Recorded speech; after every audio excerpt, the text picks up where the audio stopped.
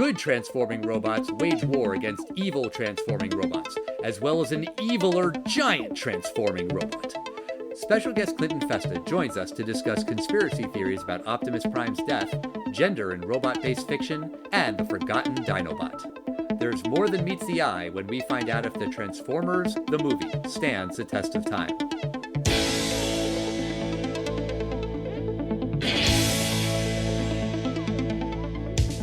Test of time, James and Alan have their say. Do the movies you love still hold up today?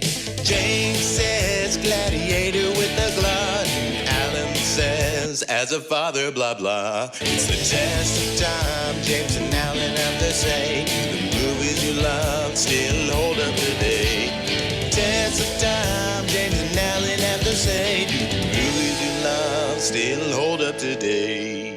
Hello, everyone, and welcome to the Test of Time. And this is a duo podcast with me and my buddy Alan Noah. But today, in honor of the movie that we're reviewing, we are transforming this podcast into a trio of hosts. First, I'm going to introduce my co-host, Alan Noah. How are you, Al? I am doing very well. And yeah, joining us today to talk about the Transformers: the movie is our friend Clinton Festa. Welcome back to the show. Thank you. It is so much fun doing this show. I'm so happy to be back. Thank you. I am very, very, very glad that you're here. I kind of can't wait to get into this conversation about the Transformers. But I do have to start off by just mentioning that the last time you were here, we talked about the movie Purple Rain, starring Prince. We had a great conversation. If you missed it, go back and find that episode. But we started off that episode talking about all of these plays that you have written. And since then, you've written another one that our listeners can find. I'll post the link. It's called Bibbidi Bobbidi Boot Camp. It's really, really damn funny. So first off, just way to go, man. You just write plays all the time. Thank you. Yeah, and anybody out there listening to podcasts, Bibbidi Bobbidi Boot Camp it's an audio play. You don't need to look at anything. You could listen to it walking around the park or somewhere safe. But yeah, I hope you check it out. I hope you enjoy it. It's exactly what it sounds like. A little bit of Cinderella meets Full Metal Jacket. That's a perfect way to describe it. And it's funny that you say that about where you can listen to it, because I feel a little douchey saying this, but I was listening to it at the gym and I have to stop doing that. I have to stop listening to your audio plays at the gym because people are looking at me because I'm cracking up on the leg press because they're really, really funny. Where did the idea come from for this one? The idea probably just came into my head like a pun. I am a dad, so I come up with bad puns. And that one just popped in my head. Now, there's a real thing called the Bibbidi Bobbidi Boutique. Oh, yeah. That's a trademark thing. That's Disney's. You go in there and you can get turned into a princess and get your hair done and get your dress and everything like that. So maybe it was rattling around in there somewhere. And I thought, what about boot camp? That would be a pretty funny juxtaposition. So I enjoyed writing it, and it was fun. And there's also the element of who you're creating roles for. If anybody's involved in local theater, if anybody's a playwright out there, try to make sure you're writing roles for the people who show up for auditions. If you're gonna attend auditions, you'll know that there are a lot of talented women age 40 and up who show up for auditions for short plays or whatever. And it's sad seeing some of that talent not get cast. So any kind of play where you can come up with 5 roles for, a couple, or in this case, 5 women that can be really any age for audio. That's, I think, a good goal because that just helps out the whole overall program.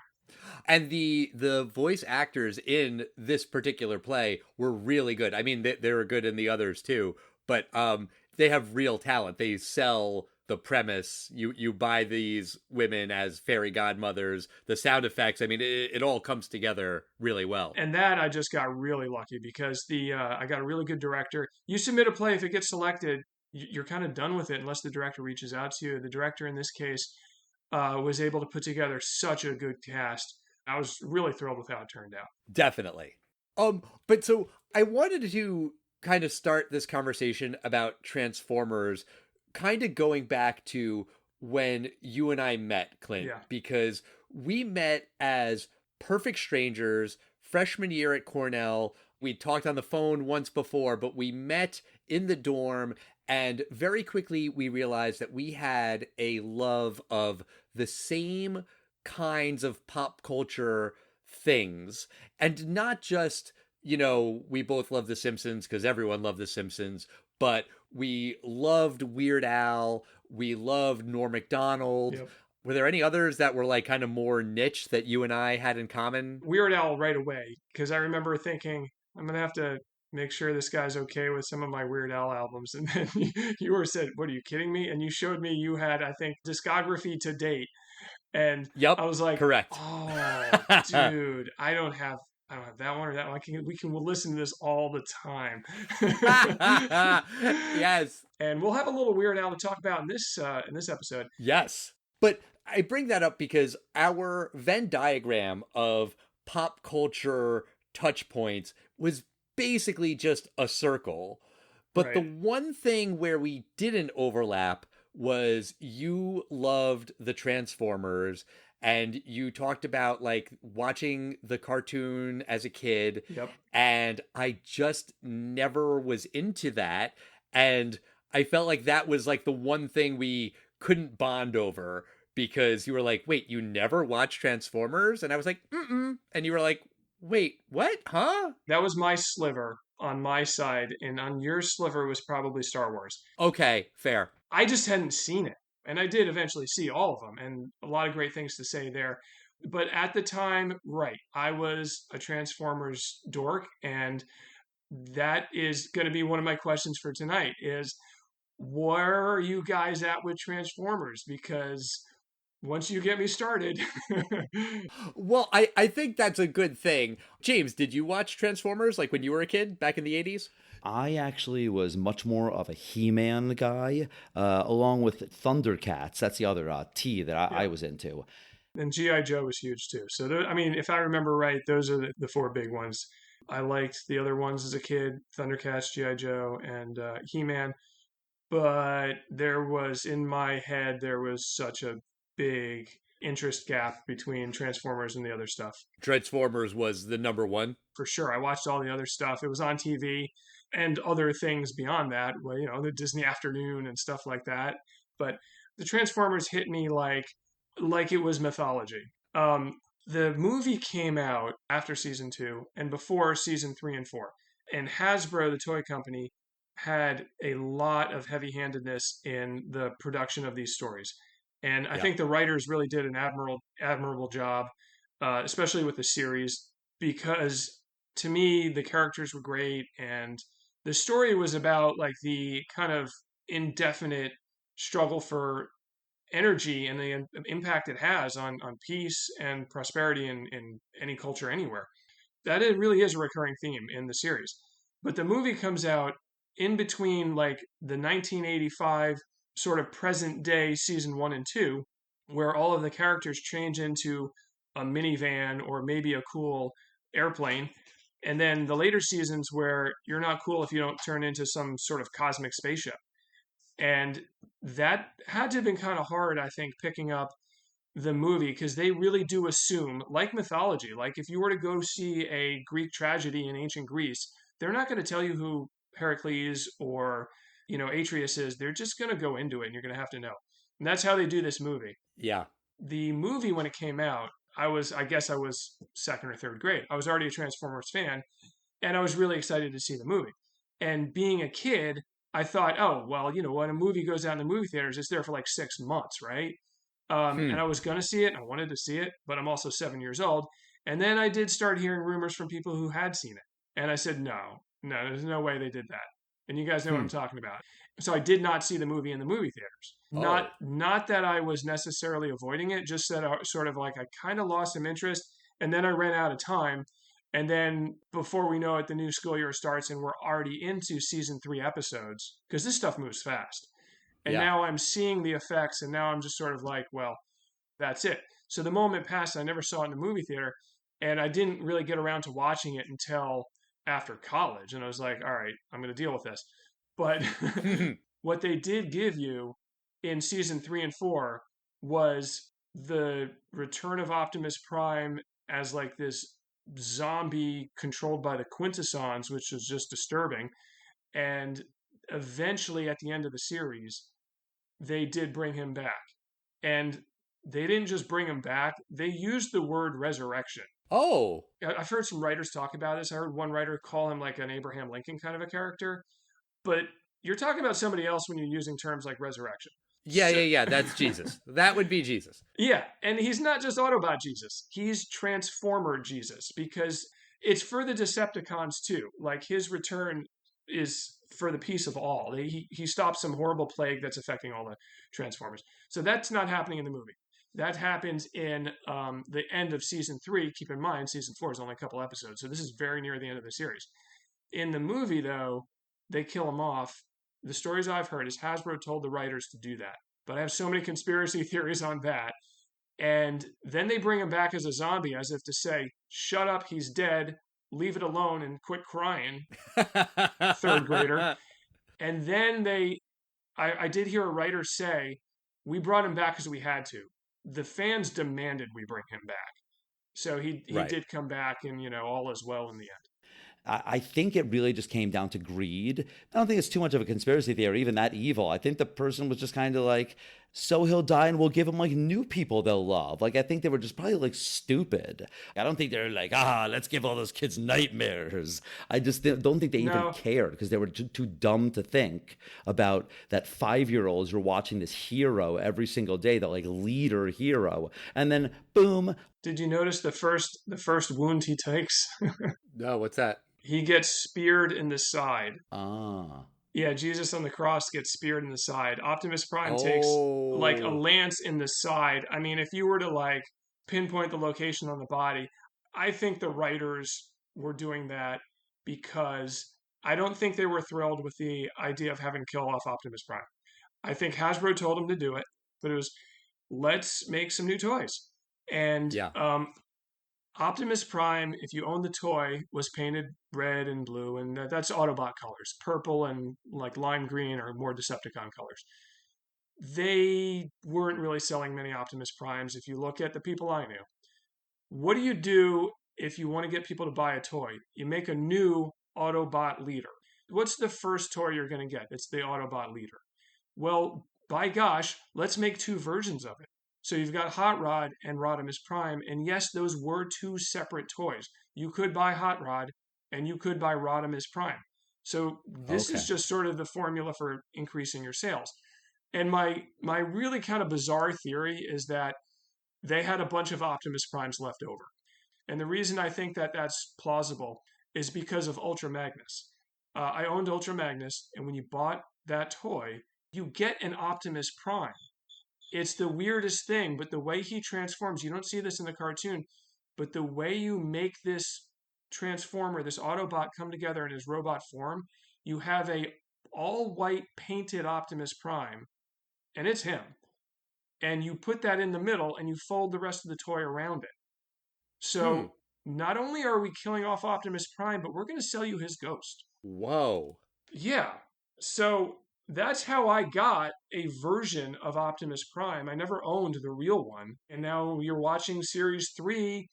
And by the way, when he comes back as a hero, in the very end, they coat him in this, like, resistance to the plague that's infecting everybody. And he, sure enough, looks just like the white painted Optimus Prime toy you get when you buy Ultra Magnus. So I wonder if that was the writers throwing us a bone as kids, knowing like, hey, we're going to write this in and, we're just going to help you out because we know what we did to you based on what Hasbro told us to do. Wow. I just think killing him was just unnecessary. And also I'm just so disappointed in how pointless his death was because he doesn't even like kill the Megatron, the bad guy. I thought there would be some kind of sacrifice, and it's just one kind of blaster that basically finishes him off. But like, really? Like, all they had to do was hit them once with one of these blasters? Well, and that was no different than a million battles that you would probably have seen in season 1 and 2. They would get in fights like that all the time, and nobody would die because it's a robot. Right. And by the way, Ultra Magnus gets like completely dismembered later on in the movie. And oh yeah, no problem. We'll just put him back together. Cup gets like chopped into pieces, and Rodimus has got like his hands on a foreign planet, and like he doesn't even have epoxy glue, and he's like, "I'll put you back together." It's like, okay, so that's how it normally works. But no, this time they killed him off, and they warned you. They warned you that an Autobot or a Transformer could die because they kill off four or five, six characters leading up to it. And by the way, just to add a little more fuel to my conspiracy theories, the characters they killed off were some bad toys. Like they were toys that you either had to mail away for, because when you bought a Transformer back in the day, you couldn't get just anything at the store. You had like this packet, and there were certain Transformers you had to mail away for, like Wheeljack, and they killed him off. Ironhide and Ratchet were two really weird looking toys that looked nothing like the character, and I think they were ready to hang them up. So they decided, like, hey, we need to set the example that a Transformer can die before we kill off Optimus Prime. Let's strategically do that and get rid of some toys. And we'll replace them with new toys. Interesting. But let's explain what the Transformers: the movie is all about. So it follows the heroic Autobots, led by Optimus Prime, as they battle the evil Decepticons and their leader Megatron. When Optimus Prime and Megatron fight, they're both mortally wounded. Before he dies, Optimus Prime passes the Matrix of Leadership, a powerful Autobot artifact, to Ultra Magnus. He is to lead the Autobots in the fight against Unicron, a colossal planet-sized transformer capable of consuming entire worlds. Unicron knows that the Matrix is the only thing capable of stopping him, so he rebuilds Megatron into the fearsome Galvatron. Galvatron pursues the Autobots across the galaxy, ultimately taking the Matrix from Ultra Magnus to the planet of Junk. Galvatron attempts to use the Matrix to defeat Unicron, but fails, and Unicron begins to destroy Cybertron, the Transformer home world. An Autobot named Hot Rod takes the Matrix, transforms into Rodimus Prime, and destroys the Unicron and Galvatron, and saves Cybertron. Now, I wrote that fucking sentence, and I don't know what the hell I just said. That is some damn nonsense right there. That's good. That's good. I mean, if I hadn't written that, and if I hadn't just watched the movie, I would have to like rewind that a couple times just to get all of that, or maybe I just wouldn't bother. Go back in a year and read that and see if you recognize any of it. I will not. I'm going to forget all of this as soon as we are done recording. But James, when the movie came out, how did it do at the box office? This did not do too well at the box office. This movie was budgeted at $6 million, which is 6 times more than the equivalent of making 90 minutes of the television show would have cost, according to Wikipedia. But the movie opened on August 8th in 1986, and it opened in, 14th place with Yikes. only $1.7 million, limping its way to $5.8 million. But it was a flop. The reason we're talking about this movie is because there's a new animated Transformers movie, Transformers 1.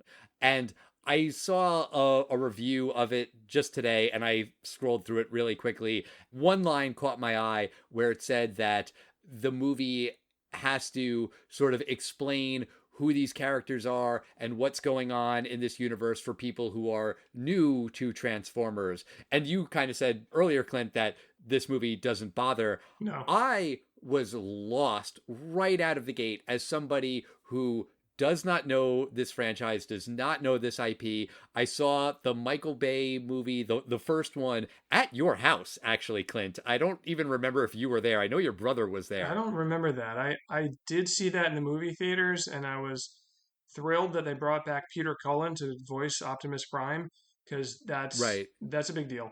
And I don't think they could have gotten away with not doing that. But then I was just sort of like, what the heck was that? And I didn't see it again, so I don't think I was there. Definitely your brother Curtis was there. I remember that. But there's a little bit of VO, and voiceover, as annoying as I find it, can do a job of, explaining details. And really, it just says it's the year 2005, and the Autobots and the Decepticons, they had a war. The Decepticons took over Cybertron, which is good exposition, but also I still have questions.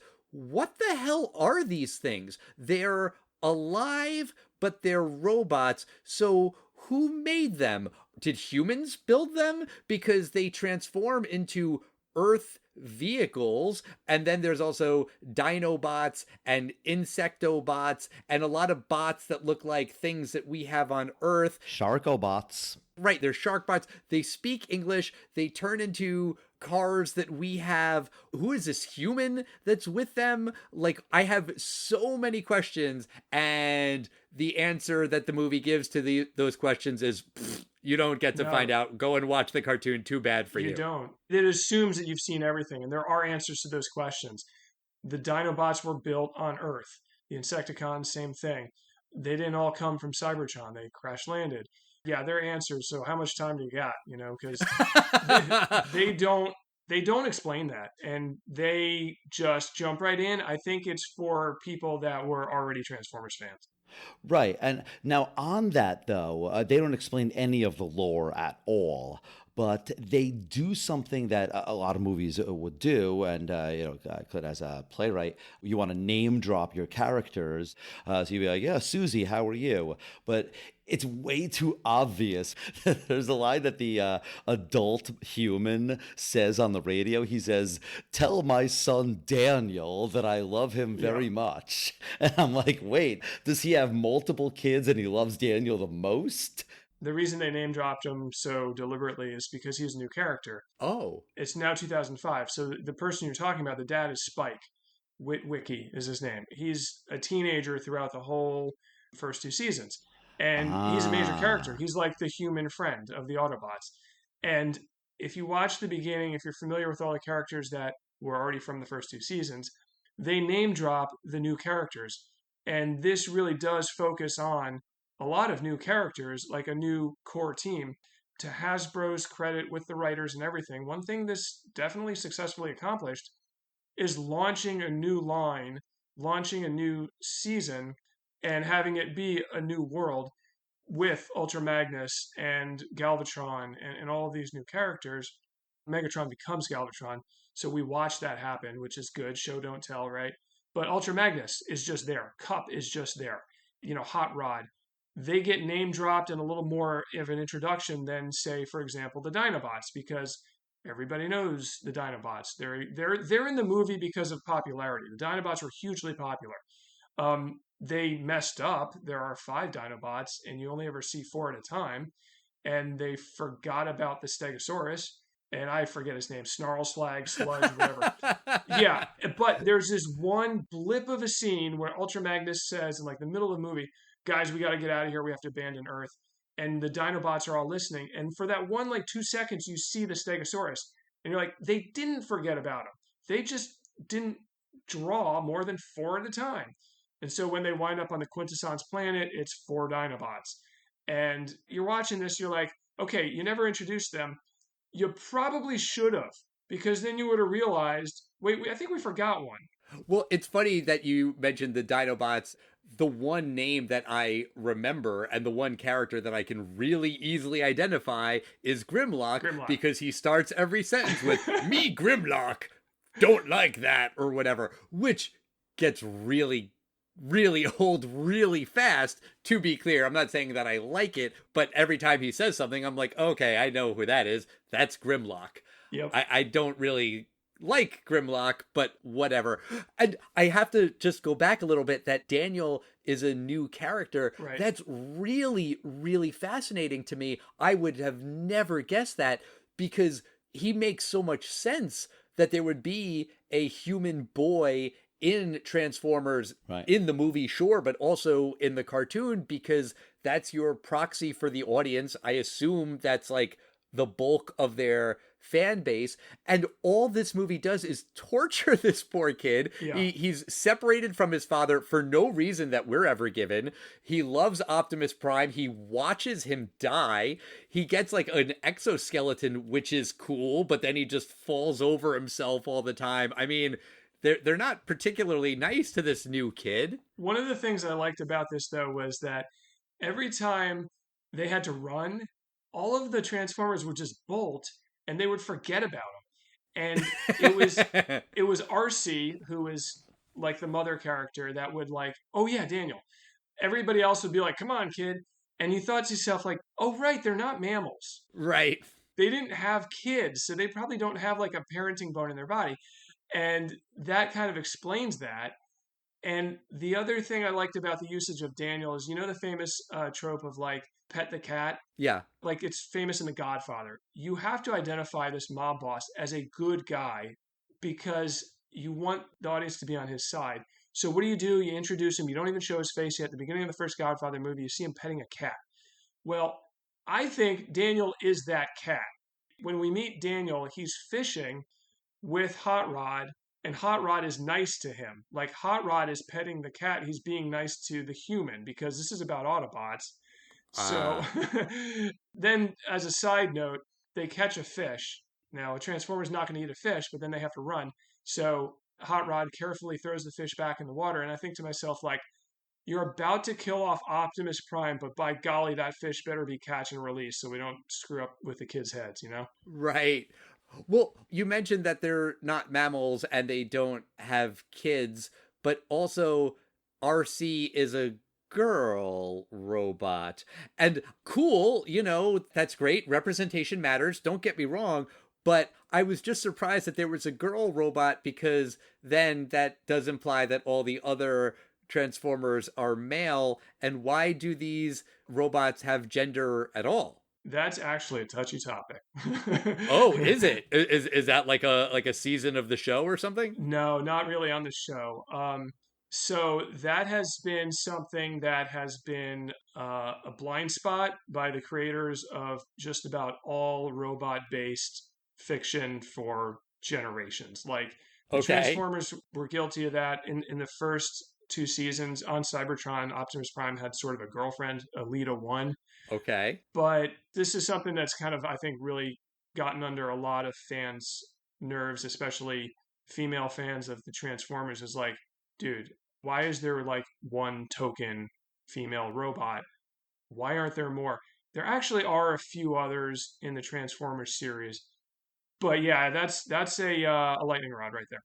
I mean, it's like there's only Smurfette, and they never explain it. It's kind of a sexist thing where it's like, what? We have a girl. But like they're robots, so they don't need to be male or female. Like they can just be robots. Right. Right.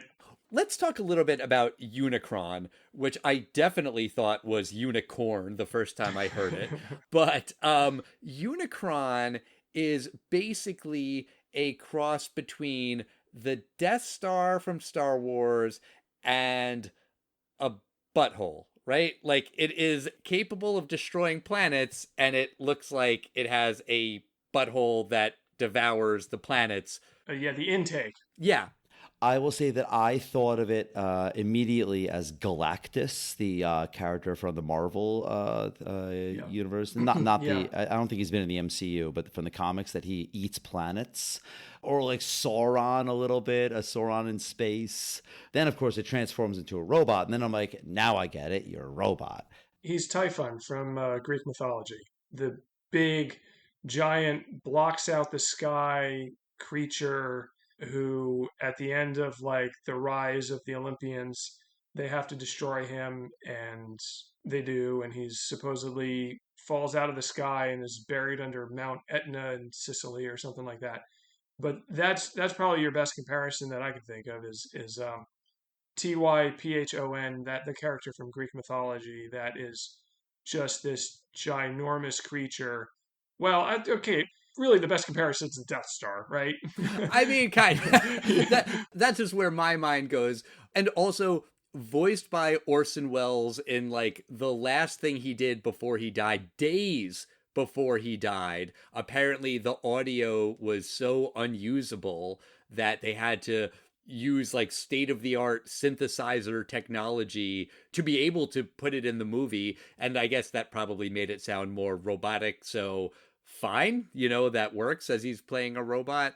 The guy's Orson frickin' Welles, and this is the last thing he did. He was describing it as, I played as something that got destroyed by some other thing, a robot or a toy or something. Yeah, he wasn't thrilled with it. Yeah. I mean, I can understand that. Also, so the Unicron wants to destroy the matrix of leadership, and that's why he turns Megatron into Galvatron. But why doesn't he just go after it himself? He can destroy planets. It seems like he could very easily just gobble up whatever world that was on, and it wouldn't really be much of an issue. You'd have to ask Unicron. That's a decision that, first of all, the Autobot Matrix of Leadership does not exist until the movie. It's not in the first two seasons. So, Okay. and they do continue that after the movie for the seasons 3 and 4. But Unicron says in the movie that's the only thing that can destroy him. So I don't know. Maybe he doesn't want to get close to it. I'm not really sure. Okay. When Spike tries to destroy Unicron early in the movie, he like sets up a bomb, and so the bomb's gonna blow up Unicron when he eats it. That doesn't work, and he says, "Oh shit, what are we gonna do now?" Which kind of made me do a double take, because you can hear cursing in cartoons. I mean, South Park, Rick and Morty, there's a very, very, very long list. But I mean, this is very clearly a movie for kids. And I was just really surprised that they threw that in there really when they didn't have to. One curse word. I didn't see the movie as a kid. So the second thing you hear from people who did see it, number one being, of course, they killed off Optimus Prime. Number two is there's a curse word. And you're like, what? No, come on. And it's a Transformers. Yes, I did a double take too. I was like, wait, he just said it, didn't he? There's a one curse word in the whole movie. Why? Why one curse word? I mean, look, I don't know if I'm guessing right or if this is just another conspiracy theory. But when you guys were that age, remember there is a difference between a PG and a G movie, right? That's exactly what I was going to say. Yeah, you didn't want to watch a little kids movie. I don't want to watch, The Land Before Time or whatever. I want to be badass. I want to see stuff blow up. And even as a little boy in the 80s, that's what I thought. I tend to think that they were maybe just sealing the deal. This is going to be a PG movie. This is not going to be G rated. It was a business decision. They wanted it to be a PG movie because at that time, G movies had far fewer screenings in the theaters. They would allot more showings for PG movies, so they deliberately put that word in just that one time, just the once, so that it would get the PG rating, so there would be more screenings, so it could theoretically make more money, and so that apparently more adults would go to see the movie with their kid. Although I read that and I don't really think that makes much sense, because if you're going to see the movie with a little kid, you're gonna go and sit there anyway, right? Because you have to. Yeah, I think they wanted it to have an edge. They didn't go soft on you. If you were a kid and you went to see this movie, you might be 7 years old, but you're gonna leave with some hair on your chest. Oh yeah. It's like, I look at this movie as the equivalent of your uncle giving you your first beer and cigarette at your grandfather's funeral. Wow, that's a great summary. That's amazing. That is really, really funny, and I think probably accurate based on what I've read. James, you mentioned Galactus before. I've stayed with the MCU through the most recent phases. It's gotten more criticism. And a criticism I've read a lot about the Marvel movies is that some of these movies feel like they're not movies. It's just action figures being slammed together. And you could maybe say that's true about this Marvel movie, that Marvel movie. But if you think that's a problem in movies, you should watch the Transformers : the movie, because that's what this movie is. It is just action figures being slammed together. It is just fight sequence after fight sequence after fight sequence. Like, there is a plot here, but it is so damn paper thin. And really, the only thing that ever changes in the battle scenes is the music. And then half of the time, it's the same song for the battle scenes anyway. It's just this song, The Touch, that they play how many times? 3 times? 8 times? Or just they all sound exactly the same? I don't know. It's pretty relentless. Yeah. It's a lot of like hard rock-ish, what the 80s would call hard rock. Power ballads. Yeah, like screechy guitar kind of stuff. But it's like the mixing on this is, you're going to hear this music. And I mean, I loved hearing Weird Al on the Planet of Junk. Sure. I mean, it doesn't make any sense for what's happening on screen, based on the lyrics, although that's also true for every other song where they're just talking about you've got the touch. I guess you've got the touch, you've got the power. Okay, fine. But yeah, a lot of these seem to be like relationship songs that are playing over these battle scenes. It doesn't feel appropriate. I'll bet you a simple letter to Weird Al. Can we use one of your songs in this beloved children's cartoon that we're going to be making into a movie? I'll bet you he says yes more than he says no to something like that, like a kid's movie. I don't think he knew about Optimus Prime, but I think he would say yes to something like that. And he obviously did. Well, the reason that Dare to Be Stupid is on the soundtrack is because the soundtrack was done by Scotty Brothers Records, and I'm going to go out on a limb and say their biggest artist was Weird Al. So it was a cross-promotional thing.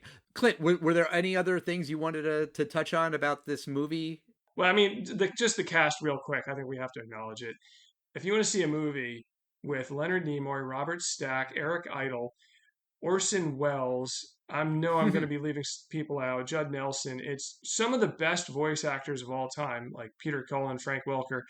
There's no other way to do it. Like, you're not going to get these guys in a movie like that. And I like how they kept the actors from the original series. I got to say what I really like here, because we've been kind of taking some shots, but too many times in an animated series, you have the series, then the movie, and they replace all the actors. And that drives me nuts. Yeah. I saw the Lego Ninjago movie with my kids because they were into that. It was, I don't know how many years ago. So you've got this guy who does the voice of Sensei Wu, and he's great in the series. And then you go and you recast him for the movie. Who do you put in but the guy who's like the best comedic martial arts stuntman of all time, Jackie Chan? And right, you're wasting both of them. Jackie Chan doing the voice is like, oh, that's cool, but why did you do that to the original actor? So they didn't do that here. They kept all the original cast. And then for the new characters, they cast these amazing actors in the first time you see them. And then when they keep those characters for later in the series, then they recast them, and that's okay. They're not hurting anybody. So right. I like that. I like how they used the cast. I thought it was well cast, and I don't know how they pulled that off. No, I don't know of any other animated movie that pulls off. I mean, Orson Welles, come on.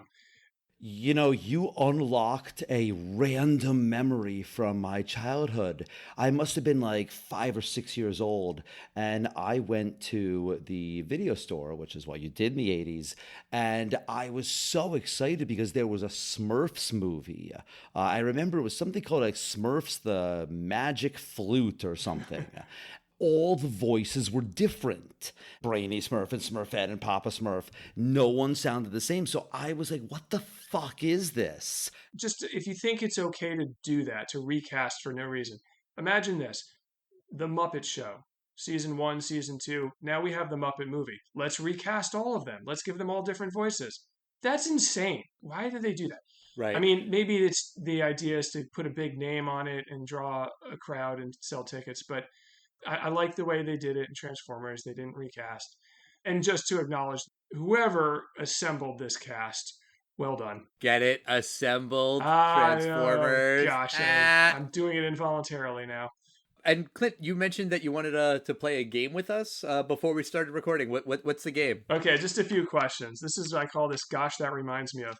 We already kind of covered one of them. I'll start. Unicron in deadly planetary form, destroying a peaceful, prosperous society on another larger planet. Gosh, that reminds me of the Death Star from Star Wars. Yep. Okay, I'll throw the next one out there, and you guys can finish the sentence if you want. Hot Rod sparring with a lightsaber on the spaceship against a droid. Gosh, that reminds me of... Luke Skywalker? Doing the exact same thing. Correct. Ding, ding, ding. Okay. So we have a trend. That's 2 for Star Wars. When the voice of Optimus Prime from Beyond the Robot Grave says, "Arise, Rodimus Prime," right before he destroys Unicron, aka the Death Star. Gosh, that reminds me of... Oh, is that Obi-Wan Kenobi? Use the Force, Luke. Yep. And then the last one... Right after that, Galvatron hurling off into space, so we don't really know if he lives or dies after Unicron, aka the Death Star, explodes. And by the way, Darth Vader, Galvatron doesn't die. He's in the series later. Gosh, that reminds me of Darth Vader at the Death Star. Darth Vader spinning out of control. Yeah, it's hard to ignore, man. And this movie is 1986. But to be fair, everything copied Star Wars. Everything did. I mean, He-Man was basically a power sword. Thundercats was Lion-O had this dagger that basically grew in size. G.I. Joe, then the airplane battles were kind of trying to mimic the Star Wars airplane battles, and everything was Star Wars. Yeah. Star Wars, Star Wars, Star Wars. Even the Hot Rod / Rodimus Prime, their one-on-one battle, while outside there's a raging space battle, that's Return of the Jedi. That's pretty much the end of Return of the Jedi, yeah. Yeah. And hiding on the planet of junk, that's similar to Empire with the Worm asteroid, right? Yeah. I'm not defending it as a Star Wars ripoff because you're right. It is theft, really. I mean, you know, there's a line between homage and just plagiarism. This is on the plagiarism side. But in the defense of the screenwriter, you're writing the script for a movie. The movie is a toy commercial. All you care about is just selling toys. Plot is so very clearly not important. It's just about action scenes and these robots fighting each other. If you're going to do something for a plot, what should you rip off? Star Wars, why not? That's Sure. the one to pick. Well, it worked for Star Wars. So if you're going to rip something off, don't rip off a movie like Transformers. Exactly. But Clint, let me ask you about the movie as a whole. You're clearly a Transformers fan. Do you think that the Transformers : the movie stands the test of time?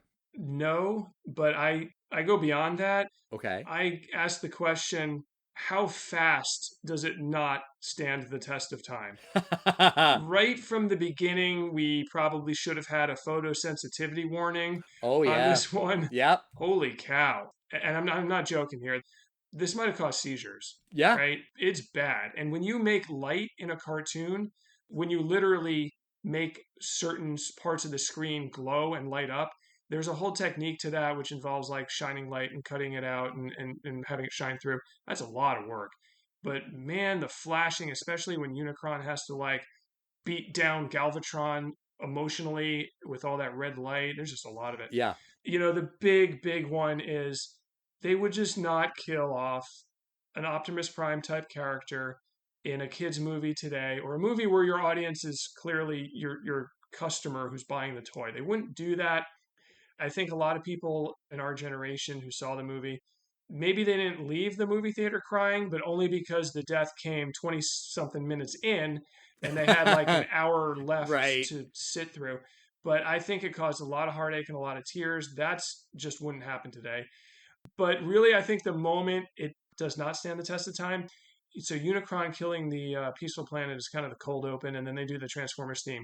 Right after that, the year is 2005. No, it's not. No, maybe if we had Transformers in our society, that's where we would be at with technology. But maybe we do and we don't know it. Well, they could be. I mean, my toaster might actually be like a real low level, like not the top brass, you know, like a real low level, like a laser beak type scout spying on me. Sure, rank and file. Yeah, exactly. You know, when they say the year is 2005, it's sort of like they didn't write this for the person like me watching it in 2024. They wrote it for 1986. But from there on out, the answers for me is no. Okay. All right. James, what do you think?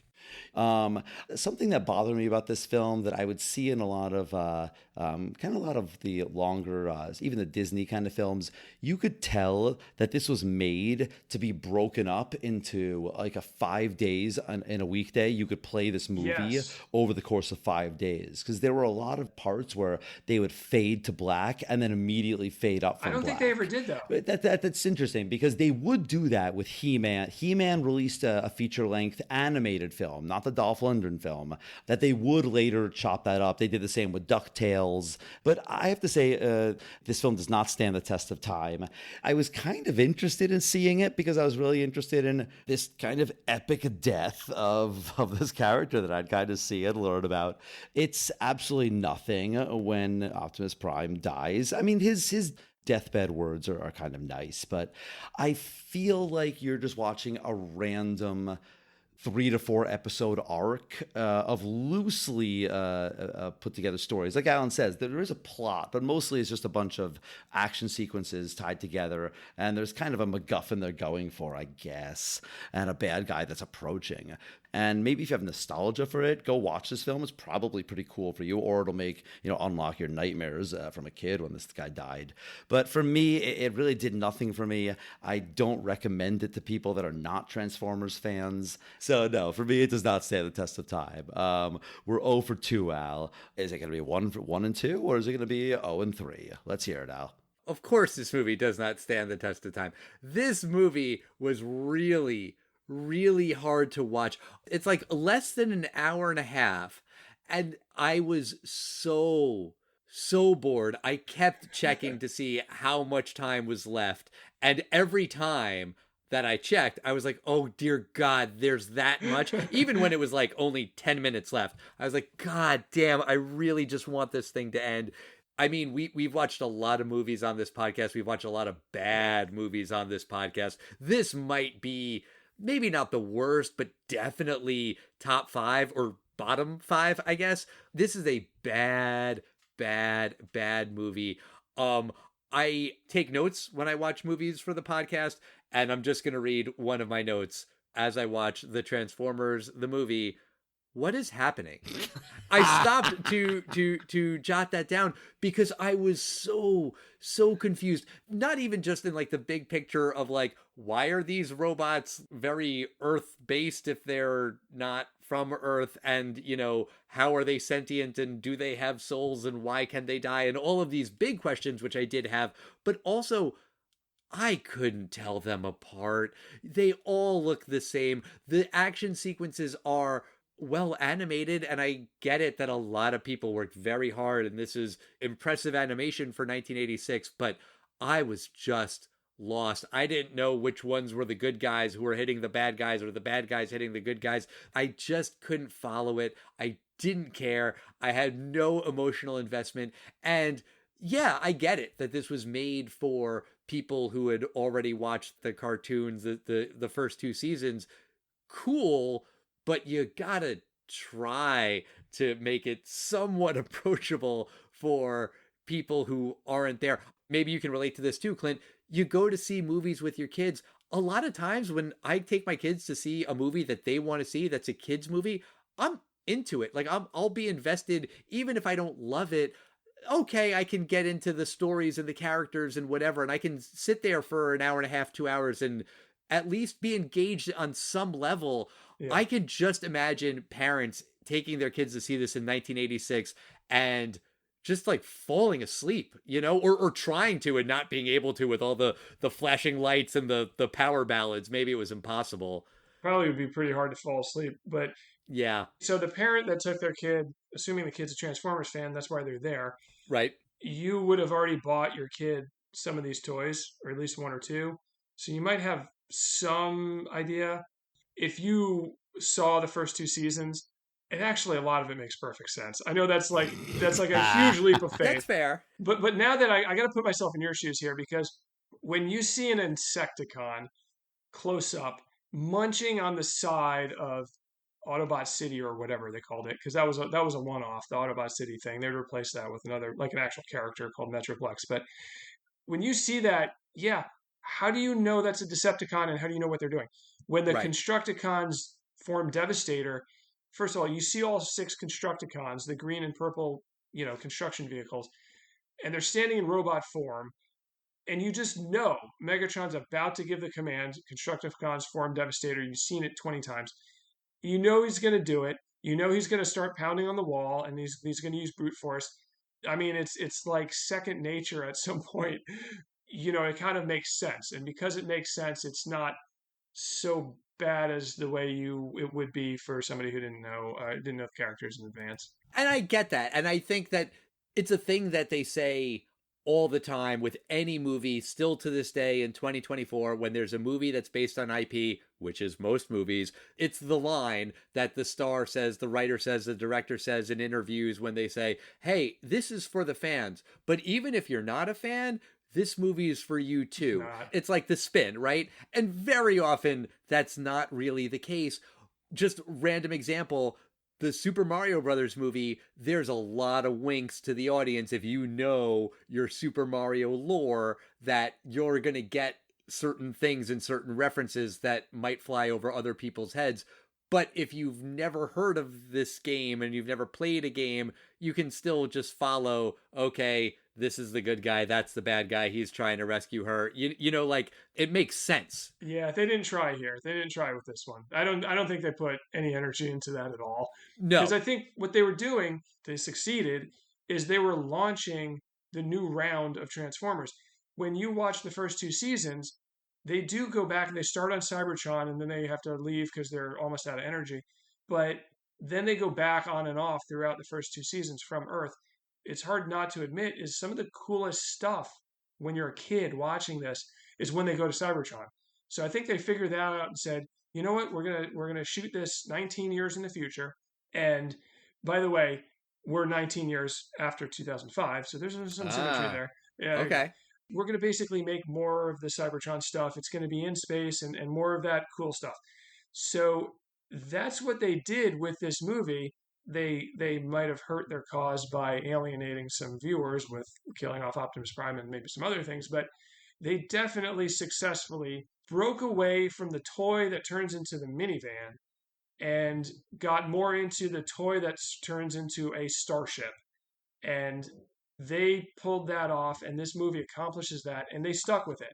So, like the quintessons who maybe make no sense in the movie, the spinning head sort of cybernetic things, right? They stuck with those, and they expanded on that later on in the series.